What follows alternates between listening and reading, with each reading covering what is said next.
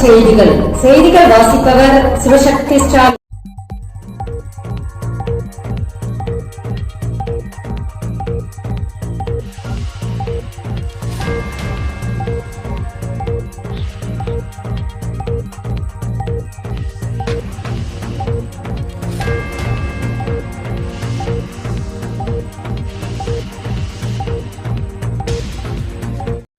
கவின்கலையில் முதுநிலை பட்டப்படிப்பு முதல்வர் மு க ஸ்டாலின் அறிவிப்பு.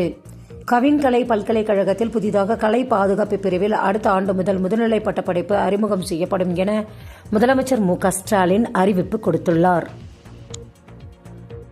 சான்றிதழ்களை துரிதமாக வழங்க வேண்டும், கல்லூரிகளுக்கு யுஜிசி எச்சரிக்கை. பல்கலைக்கழக மானியக்குழு செயலர் மணிஷ் ஆர் ஜோஷி அனைத்து உயர்கல்வி நிறுவனங்களுக்கும் அனுப்பியுள்ள சுற்றறிக்கையில், நாட்டிலுள்ள சில உயர்கல்வி நிறுவனங்கள் உரிய காலகட்டத்திற்குள் பருவத் தேர்வுகள் நடத்துவதில்லை, பட்டப்படிப்பு சான்றிதழ்களையும் வழங்கவில்லை என்று யுஜிசியின் கவனத்திற்கு புகார் வந்துள்ளன. இந்த தாமதம் மாணவர்களின் தகுதியான வேலைவாய்ப்புகளை பெறவும் உயர்கல்விக்கு இடையூறாக இருக்கிறது. யுஜிசி விதிகளின்படி மாணவர்கள் பட்டம் பெற தகுதி பெற்ற 180 நாட்களுக்குள் அவர்களுக்கு பட்டம் வழங்க வேண்டும். நிகர்நிலை பல்கலைக்கழகங்களில் கட்டண வசூல் உயர்நீதிமன்றம் முக்கிய உத்தரவு.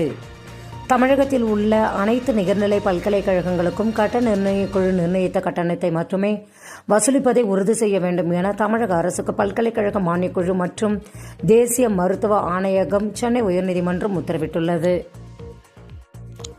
97% இந்திய மாணவர்கள் நேரடி வேலைவாய்ப்பு வழங்கும் கல்வியே விரும்புகிறார்கள். ஆய்வில் தகவல்.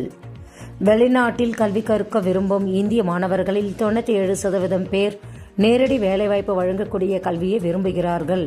உலகளவில் 50% மாணவர்கள் கல்வி குறித்து முடிவெடுப்பது வேலைவாய்ப்பு திறனை முடிவெடுக்கும் முதல் 3 காரணிகளில் ஒன்றாக அமையப்பட்டுள்ளன. 97% இந்திய மாணவர்கள் நேரடி வேலைவாய்ப்பை வழங்கும் கல்வியை விரும்புகிறார்கள் என ஆய்வில் தகவல்கள் வெளியாகி உள்ளது.